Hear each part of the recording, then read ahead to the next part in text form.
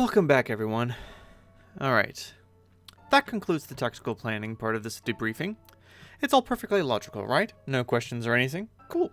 Really, I shudder to think what you numbskulls would be doing if I weren't around, like John just implied with his nice remarks. He really did you all the biggest fucking favor in the history of all time shenanigans by clobbering me in the face 3 years ago. You should all make him a gift basket when this is over to show your gratitude. No need to thank me, of course. I'm just doing my job here.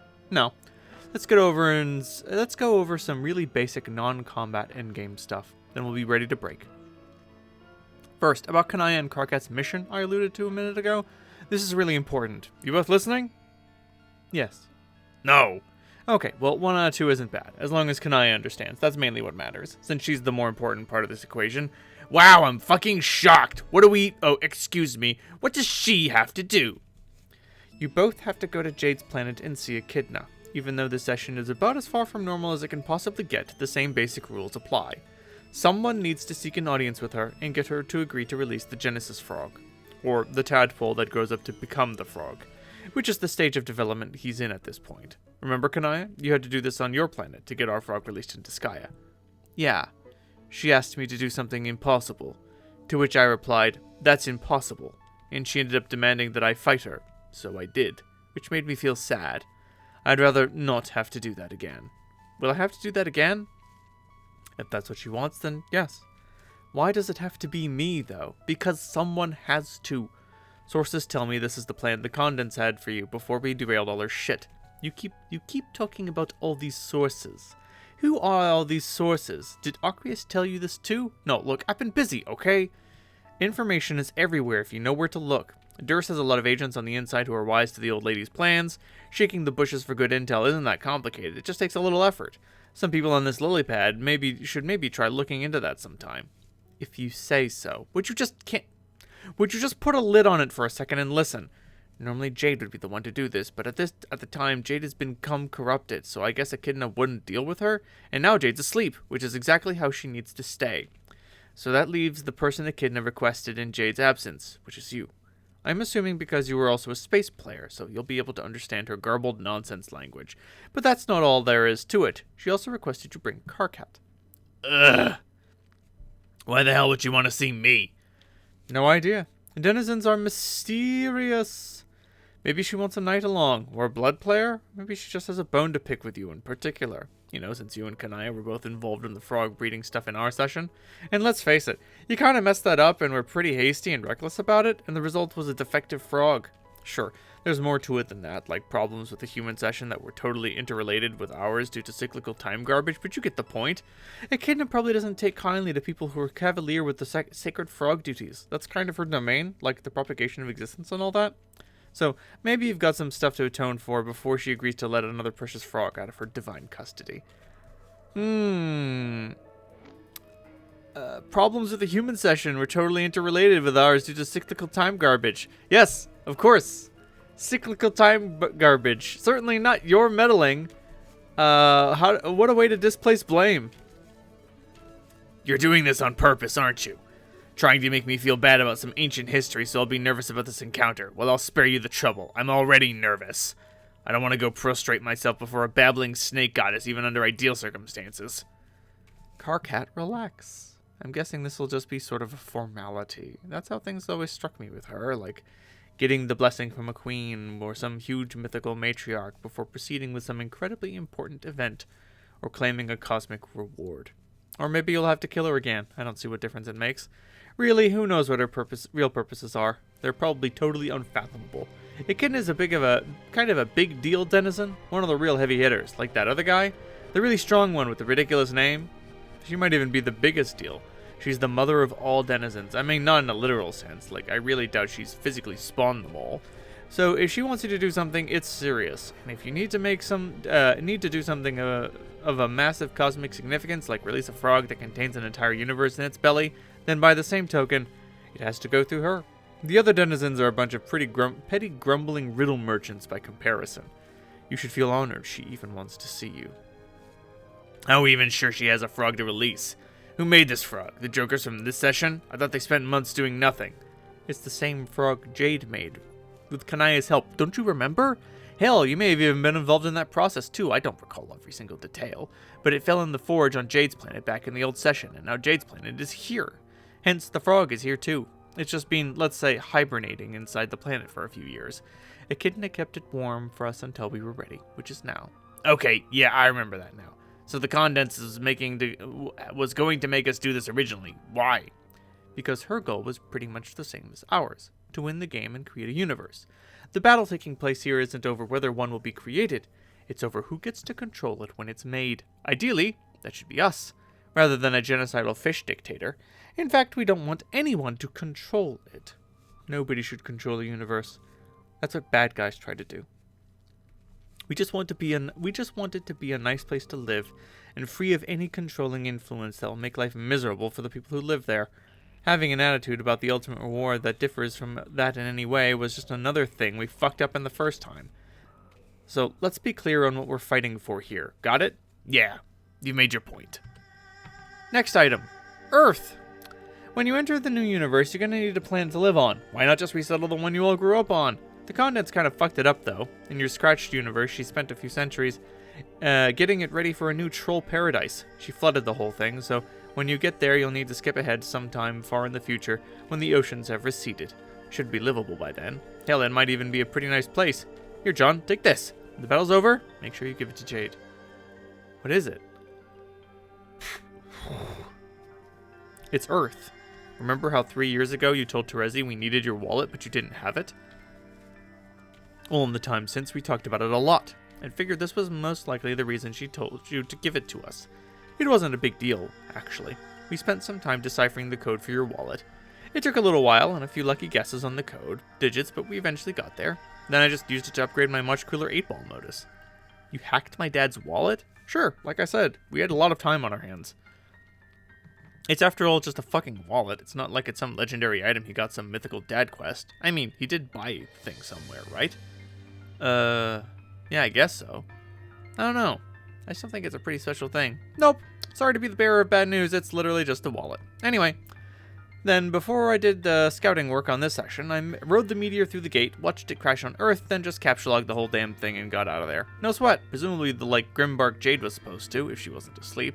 Again, it was a pretty good plan. She just never saw me coming. Sorry, Condi. If you want your waterlogged little globe back, you'll have to pry it from John's dead hands this time. Yeah. Those are the important things to remember, but don't forget the basics. Remember to finish building up your hives as far as they'll go. Then deploy the grist rigs with which will disperse your planet's horde into Skya, giving it the nutrients it needs to mature the frog. This is Scrub 101 stuff, but I guess it bears repeating since most of you have never actually made it this far. When the hordes are empty and Skya is ready, then all you have to do is make sure someone's in position to ignite the forge. Then everyone rendezvous right back here on the lily pad and claim the ultimate reward, which is represented by the hive-shaped thingy with a door on it that leads to the new universe. Any questions before we kick this into action? Yeah, I've got one. Vriska, what's your part in all this, aside from making all these airtight plans? You've been making it sound like you won't be here when all this happens. Oh, of course I won't. I'll be off doing something much more important than all this. I'm traveling to the furthest ring to go kill Lord English. What? Wow. Isn't that gonna be, like, hard? Of course it will be. Are you sure you can even do that? Like, by yourself, I mean? John, I'm not an idiot. I won't be diving into this blind. See, somewhere out there in the incomprehensible causality stew of the furthest ring, there was once a plan that was all coming together to defeat him once and for all. It involved a secret weapon, an army, and all sorts of other shenanigans. Yeah, this sounds weirdly familiar. Oh, I'm sure it does. But the point is, along the way, that plan sold out. It went nowhere because the party involved disintegrated and lost their way. So someone needs to light a fire under that shit again. And I don't see anyone else stepping forward. How are you gonna do that? Let me worry about that. You have your hands full enough as it is. So, is that it? Is that the end of this cool strategy jam / fun reunion? That's it? That's the whole situation, my whole plan, and everything you need to do. Good luck, everyone. Human golf clap. Thanks, Pyro. Alright, so what now? Can I guess we head out. What was it? To Low Jade? Like right now, since I guess the clock is ticking? Low Faf, and yes. Right, and we're supposed to go after the Condense really soon too, right? Condes. And yes. But not like right away. There's still a couple hours for us to prepare, which we should use to come up with fighting strategies. Yeah. I wish Jade and Nana could be awake for this. I really want to talk to them and let them in on all the cool stuff we're about to do. I guess they have to stay asleep for a while, though. Oh well. Hey, Jake. Huh? Want to come make plans with us? We can help you figure out how to deal with Robot Jack and whatever hooligans he's bringing. Oh, yes. Thanks, John. Maybe? Okay. Hey, Dave. We should probably work out a fighting strategy, too, since it sounds like we've got a real nasty one to deal with. Yeah, but... What? Dunno, it feels weird to make some battle plans when one of our team members still isn't here.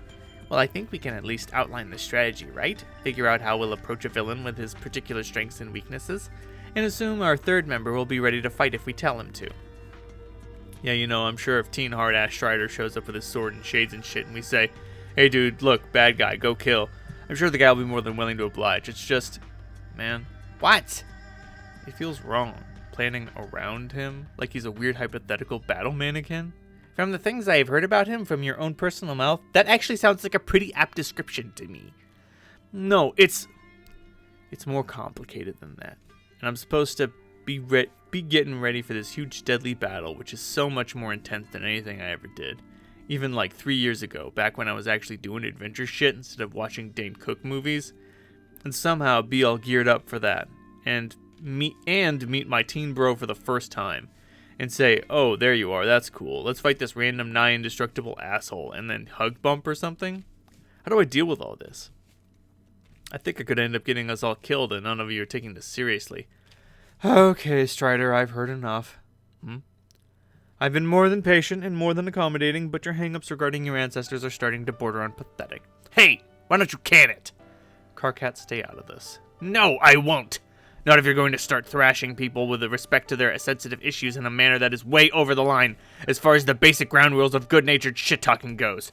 Ground rules on which I happen to be an expert. Either make sure that your trash-mouth invective is critically constructive, or shut up! Who said I wasn't being constructive? God. I cut him all the slack in the world on this, but I can see it isn't doing him, or any of us, any good at all. I can see I'm gonna have to expedite matters. Go figures, leave it all to Vriska once again. What the fuck are you even gonna do? I told you. I'm expediting matters.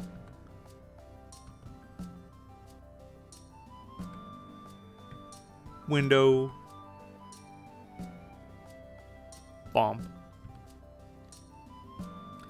There you go. Strider meets Strider. He's pretty fucked up, but probably a nice guy once you get to know him. Which one I'm talking about? You ask? Who knows? Feeling awkward yet? Here's an idea. Get the fuck over it. Okay, guys. I'm out of here. I'm not sure I could take another second of this. Jeez, Vriska, are they really that bad? Who, the Striders? No, they're fine. That's not what I was talking about. There's another problem out there in Paradox Space which I can't stand for. Not another moment, in fact. It makes me shudder just thinking about this lingering flaw which is yet to be rectified. What's that? My ghost is being a fucking loser!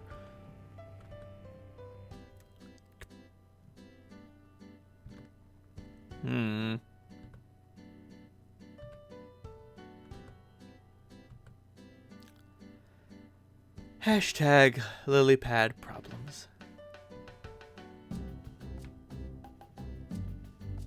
Ooh, meanwhile, back in the spiral. I hope I don't sound like too much of a dream bubble novice, but now that we've remembered we're asleep, how do we wake up? Good question, I have no idea. I mean, not that I haven't had a wonderful time recording our stories here with you both, but maybe we should return to our friends soon. What if they need our help? Obviously, I've enjoyed your company more than I can say, but you're right, you cannot stay here forever. Your friends need you, so I will wake you up now. Wait, you can do that? Wow, okay, then I guess that settles that, but before we go, I just want to say, in case we never get another chance to... What the... Huh? Something's happening. Bonk. Oh no, the spiral is freaking out. Spiral fall. Spiral slide. Jesus Christ.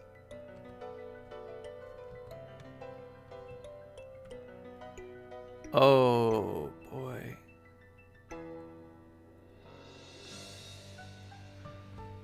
Oh, God. I think this is a conversation I might not be ready for, but you know how it is. I know this place. Where are we? It's Echidna's lair. Or my memory of it, at least. Or possibly someone else's. Jane? Ah!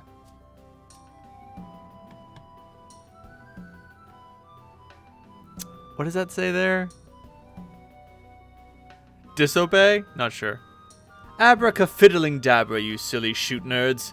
My exceedingly strong work as the party's premier bodybuilding hacker is done. Off I go.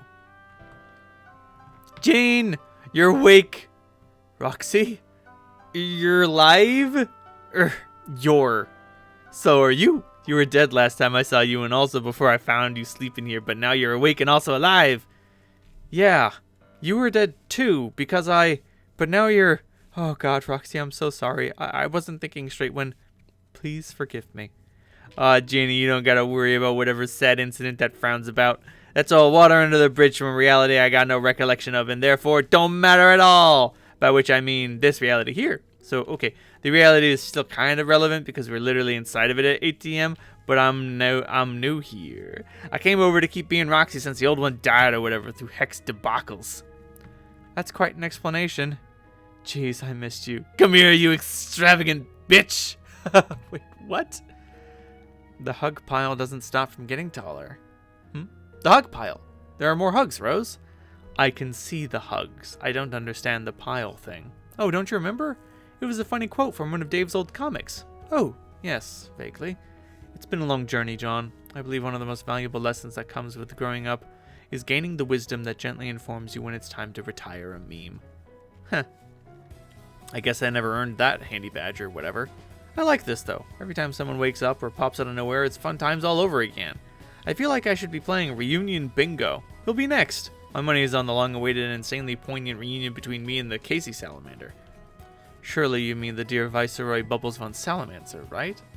And instead of you mean me. That's when the real tears will flow. What do you think she's up to? He. No, she is my beautiful daughter. Something tells me the good Viceroy has been busy. Oh? I sense he's been scheming, plotting, biding his time, accruing dark legions. Not sure is a thing that would be dumb if true. Yeah. Hi, Nana! Jane, I mean. Sorry, it's an easy mistake to make because you're my Nana. Lol, real smooth shit, John. Hello. Pleasure to meet you, John. Or Pop Pop, as I used to know you. Yes, so I heard. You look so... young. Thanks. So do you. My Nana used to be in ashes in my fireplace, regained her old womanly visage when I turned her into a sprite, and she helped me along the way. So, Nana's a sprite, did you know that? No. I thought you should know that. She's probably around here somewhere. I hope you can meet her. Oh, also, I'm your son, technically. Did you know that? Yes, it's a pretty strange fact, but also kind of cool. Yep. Oh, Jane, that's my daughter there. Say hi to her. Hi. Hi, John's hot mom. Oh, shit. Haha. That's another version of Rose who died and then I buried, and a stupid cat unburied her for some reason and prototyped her. So say hello to my cool floaty double daughter. Hi, Roxy's hot double daughter. Rose Prime, I believe you may have just been owned. Goddamn Dave's contagious ass Freudian boners. Wow, I feel so out of the loop. Sorry if I still seem disoriented from my nap, I suppose it was, or impromptu troll coma. Roxy, you have to clue me in on what happened here. Where are Dirk and Jake? And for that matter, John, where are your other friends? Or Jade? Where is she? Is she still asleep? Hey, Janie, that's all a lot of stuff to say, and everything's going on here is fairly complicated and heavily peopled. Don't worry, I'll ease you into comprehending this shit again. Well, okay, cliff notes are Jake fucked off somewhere and Dirk recently fucked off back here through a window, but he left, again, pretty quickly. Dave went with Dirk on wherever they're fucking off to now, I think to get ready for some swords fighting, and yeah, Jade is still asleep, but a couple of trolls lugged her off somewhere safe for now. The rest of the junk I'm still sorting out myself because I said I'm new to this exact place of shenanigans. Yes, you mentioned that. I still don't know what you meant by... Wait, you and John came from another reality where everything went horribly, right? Mm-hmm. I just remembered. Really, it's been such a roller coaster ride for my memory since I fell asleep. Your and John's travels were a critical part of the illustrated story we reconstructed through our memories with Callie. What? You saw Callie in your dreams? I did. Oh man, how is she? I saw her in a dream a little while ago and we talked lots of stuff. She looked like a troll then. Yes, her troll Sona. She had hers on when I saw her, and we had ours on too. Fuck! She seems to be doing well. Nervous, of course, and she's hiding, but we passed the time with our stories. It was a lot of fun. I'm so happy I got to meet her. I wonder if I'll ever get the chance again. Well, now that you mention it, it is one of my chief objectives to go looking for her ASAP, and not to be that rogue and brag all heavy, but I may be in better touch with my void powers now. So maybe I stand a pretty good chance of tracking her down, because I got something for her. You do? What? Just a little prezi. NVD. I see. JK, it is crucial fucking bling, Janie. One priceless digit donut with more carrots than a rabbit too fat for a hole. It's magic too. Wow, ahem, so you mean a ring then? Yeah, oh man, that's a great idea, Roxy. You should try and give it to her as soon as you can. Then maybe we can all meet her before we ramp up for this battle. Yeah, you think I can do it? Sure. I like your chances too. Same. Me too, Roxy. I have also had some experiences helping people along in the right direction when it comes to navigating the abyss. Maybe I could assist you. Yeah, maybe. I'm pretty sure I have experience performing literally the exact same task in a slightly different context, so maybe I could double assist. See, Roxy? Everyone thinks you should do it, because they all believe in you. That's right. Shucks, fuckers. Y'all killing me here. Meow, I'm so happy. Friglish, you silly bastard, what's up? Purr. All the humans being so close together and happy and friendly. Purr, purr. It's making me really excited and happy too, and making me feel like I want to be a part of everything, and get close to a nearby person and be happy at them with my body. Jaspers, what are you? I can't help it, Rose. I want to cuddle. I'm feeling so pleased and friendly. Jaspers, no, don't.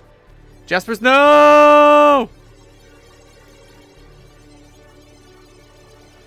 Meow, meow, motherfuckers. We have reached the pinnacle of sprite-based stupidity. Sprites. Prototyping sprites.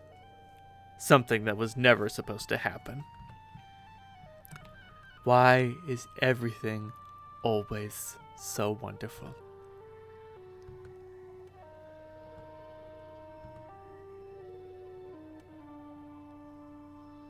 Welcome back, Jade.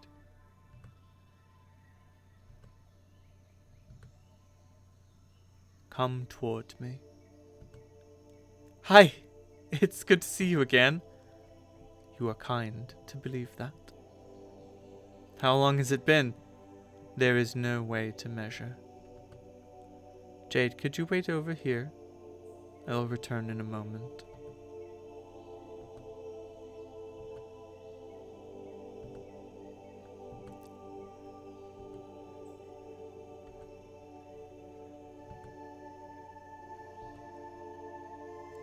Desonad.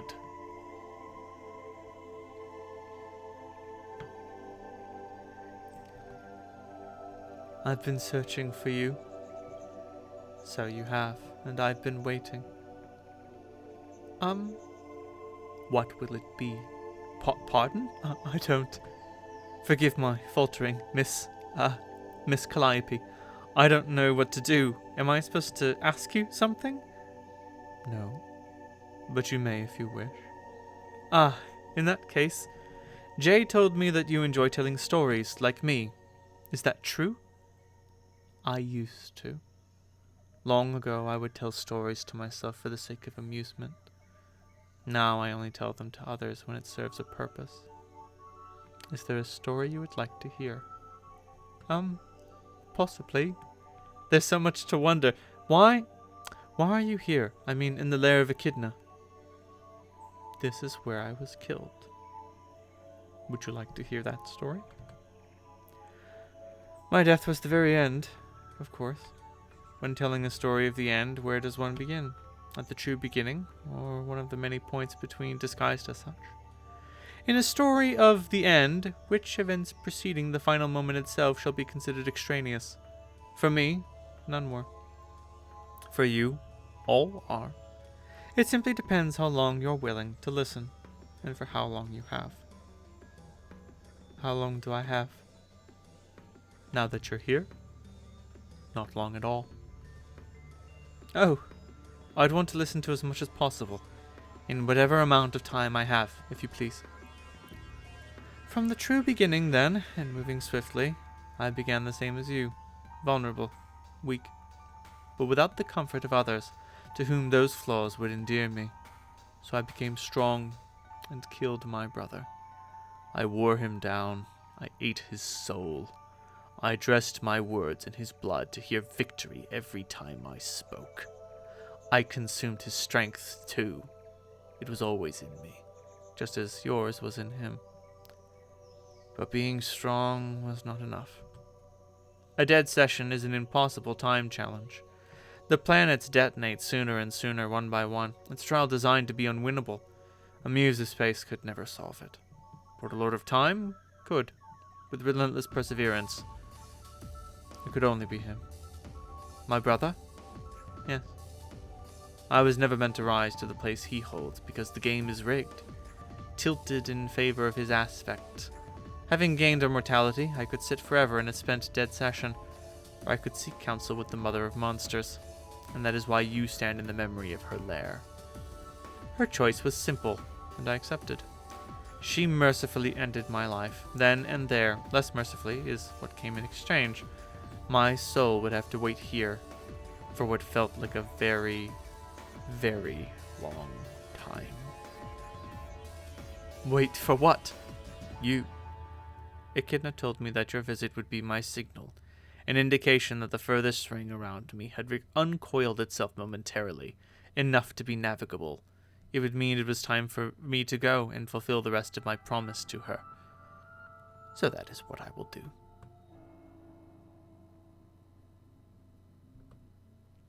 I see, then. What about me? What do you mean? I was under the impression I needed to find you, and apparently that was true, so that you can leave, but I thought this encounter might hold some purpose for me? That you might let me know how I fit into everything from this moment onward? Your only relevance here, and to the greater good, was to function as my signal. A simple notification, as foretold by Echidna. Now that you are here, I can go. But then, what should I do? You don't need to do anything. Be who you've become, who I didn't. Consume the fruits of an existence I could never understand. Live.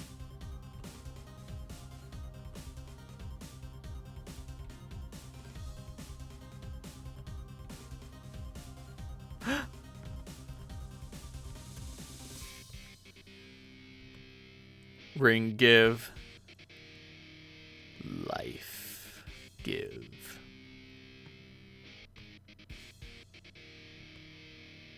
Handhold.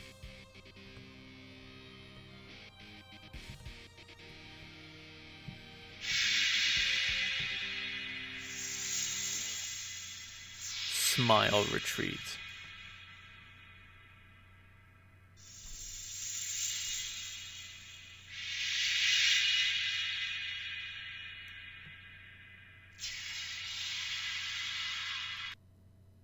Echidna's lair. So you actually understood what she was saying with that ear-splitting malarkey? Yes. Wow, I guess we really did send the right person then. Plus one useless tag-along, I guess to bear witness or something, and probably record the legendary conversation like a scribe with his benchwarmer's pen into the hallowed scroll of the second banana. What? Except I didn't bring my pen or scroll, and I don't speak monster screaming. So my transcript would read more like, more shrill noises, like God playing the edge of a glass inside your think pan. Miriam continues to nod along. We talked about you. What? You did? What did she say? It was a short conversation. The entire exchange was quite brief and straightforward, actually. No, I kinda got that. Even though I don't have a keen ear for beast twaddle, I can still detect when a conversation doesn't last for much time. I mean, did she say what she wanted with me? Or what she wants me to do? You don't have to do anything. And she didn't want anything with you in particular. She just wanted you here. Okay, well, here I am, Queen Snake, satisfied? Yes, she is, apparently. Then what did you talk about when my name came up? Now is probably not the right time to get too deep into the subject. But it was nothing bad. To the contrary, really. Okay, then what about you? Where did she want to see you, Kanaya? Can you at least tell me something about this maddening exchange? The bottom line is the meeting has served its purpose and Echidna is satisfied. She will release the frog when the time comes. I think Vriska was basically right. She wanted to get a look at us, to assess our worthiness, before she would agree to authorize the conception of another universe. It would seem that we measured up once her questions were answered. What questions? Those pertaining to how her universe would be treated once occupied, and whether we intended to take that responsibility seriously. By following through with the duties, we have fundamentally tasked ourselves with our natural inclinations. I mean us specifically. You and I. Duties? Natural inclinations? What the fuck is she talking about? Natural inclinations, I think, just means some idea that is important to us that has threaded its way through every moment and decision of our lives, even when not apparent. The refrain of our being, maybe you could call it, the thing that attracts and inspires us and simultaneously weighs on us so heavily that we are never sure what to do. For me, it is procreation, I believe. And so does she, fighting for the persistence of our people. I guess you could say, motherhood? What about me then? I think that's for you to say. I'm not sure it is, really. If I'm hearing you right, worthiness of inheriting this universe hinges on whether I can live up to what my shit is about, so to speak. But I don't know what my shit is about. I'd really like to know, actually. Considering it sounds like you touched on that subject with her, even if only briefly, then it sounded like a conversation I would have benefited from understanding. Really, if there was only one clangorous creature screeded I'd like to have been able to parse over my lifetime, that was probably the one. So you really don't even have the slightest sense of what you stand for. Some concept that speaks to you in some way or represents ideals important to you. I don't know. Blood? Blood? No, not blood. I mean, not really, maybe. Honestly, I don't even know what that means or why I said it, except that it's the easy answer, just because it's my fucking aspect. Well, it's a topic I can get behind. Do you have any? What? You mean aside from a shitload of the stuff I carry around in my veins all the time? No, sorry. Oh. Please don't look at my body like that while drooling. Whoops. But really, I don't have a clue what my aspect means. Or if it has any substantive correlation with my shit per whatever Echidna was going on about. Honestly, though, when we started playing the game and learning about all the aspect stuff and who was what, I got so excited when I found out about mine. I was like, what? Blood? Fuck yeah, that's me. That's so badass and I'm badass, so yeah, that checks out. Even though the thing about being a badass was bullshit, it still just felt right. And I think it still does. That's nice. I think it can only be positive to feel a deep affinity for one's aspect. Better than being at odds with it. I never felt like I had much to do with space until eventually I somehow came to understand space meant more than just space. Not just like physical room and dimensions for stars to occupy, it's deeper than that. A field related to propagation, the ones who create it. They are passing a torch, as it were. Yeah, at first I thought blood was just meant like something about being a warrior or being completely ruthless to anyone standing in the way of victory. But as more time passed, I realized there was probably a lot more to it. And I still don't understand. Maybe I never will, but you know, even though I don't have those immature views on being a big shot anymore, I still want to fight. You do? Yeah! I mean, not any old-time, like, belligerent asshole, but when everything is on the line and it really matters, like now. So, maybe I wasn't too far off that part of my aspect. Maybe it does have something to do with, like, the warrior spirit shit, even if your body and skills can't quite back that up. Could be. It could also be there's more to being a warrior than engaging in physical combat. Huh? But seriously, I still want to help make a difference in this battle somehow. I know you do. Look, I completely admit, I'm shit. I'm the shit they reserve for the smelliest toilet when it comes to fighting ability. All that smack talk between me and Vriska about my uselessness, that wasn't even some snappy little farce, where we all ride Karkat's crotch bando for a little lively chuckle. It was just some basic boilerplate interlocution that was exactly on that fucking level. I'm not a god tier, but you know what? Neither are you, and neither is Terezi, but you're both great and deadly as shit. It's no excuse. I've never been any good. It took me a long time to come to terms with how deluded I was about that. The only reason we ended up winning our game was that everyone else was able to pick up the slack for me. Pretty much all I did was spend a few weeks shouting at everybody. I never told anyone this, but even when I beat my denizen, I'm pretty sure that was only because I got the one reserved for the weakest players. Like a special one. You know how there's that supposedly rare one that only really strong players get? It has some weird fucking name. I'm pretty sure mine was like that, but just the opposite. Really, I never said anything about this because it was so embarrassing, but when I got to him, he was like weirdly small. Just like really small. And he mumbled his choice shit, which of course I completely ignored. And he seems to know it will. I will. I can hear it in his voice. He knows I don't care. He can sense my contempt. He can sense how small and pitiful I feel. Because he's all knowing and shit, he's factored this in. On some level, I think I understood all this, and it just made me furious. So I killed him. And it was too easy, even for me. It was really easy. I remember thinking, what the fuck, after the final blow. So yeah, I've been pretty sure I got the training denizen ever since. It was just a matter of admitting it to myself. Actually, as dumb as it sounds, I think I'm still not comfortable with people knowing that fact. It just feels humiliating. Would you mind not telling anyone, Kanaya? I'll stay quiet. But yeah, my utterly tragic lameness attribute notwithstanding, I'd like to contribute. I know it won't count for much. I might even get in the way of somebody competent. But it matters to me to put everything on the line for all the right reasons this time. Not to prove I'm strong or awesome or anything. The opposite, really. To put myself out there knowing perfectly well that I'm not. I feel like I have to earn the right to inherit this universe like everyone else, not just get dragged into it on the loose fabric of everyone's fucking pajamas. It also feels important to just, I don't know, stand there with my friends. They're risking their lives, and they may be more supernaturally resistant or whatever, but hey, I should be risking mine too, to at least show I'm there with them. And who knows, maybe a moment will present itself where I can do something important, like nudge someone out of the way of a random flaming fuckball just in time, or some other small thing actually within my abilities. Maybe I'll die in the process of saving someone more crucial to victory. If that's what it takes to be part of this, so be it. I'm in. That's why you're our leader, Karkat. I'm not your fucking leader! Statements like that are also why you're our leader. No, I don't accept that. You have to. What? Why? No, I don't. Look, we just established back of this on the pad. I'm not the leader anymore. End of story. That isn't what Echidna said. What? It was part of the deal. What? What deal? The choice she gave me. It was straightforward, like I said. Seeing us was mostly a formality. She was perfectly willing to release the frog, but there was one small thing I had to agree to first. What? What? To protect you. In addition to living up to the things I supposedly stand for as well. The resurrection of our people. But once I did that, she made it clear. They'd need guidance. She didn't seem happy with the idea of her universe being stricken with another race of lost trolls. Maybe she feels you're the best chance we'd have at preventing that. Are you fucking joking? Not at the moment. Ha ha ha! These denizens are full of surprises, aren't they? Okay, cool, whatever you say, Echidna. It's probably a load of shit, but deal's a deal. At least protecting me should be pretty easy promise to live up to, right? I'd hope so. Sure it is. When I head out to battle, all you have to do is stick near me and do your best to provide me cover.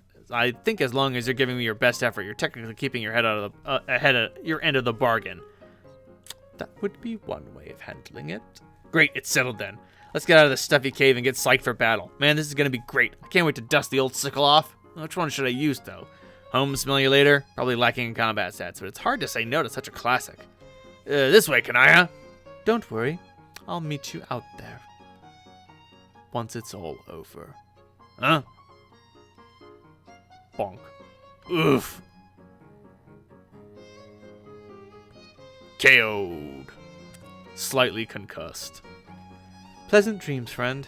If you can hear me in your dreams. You probably can't.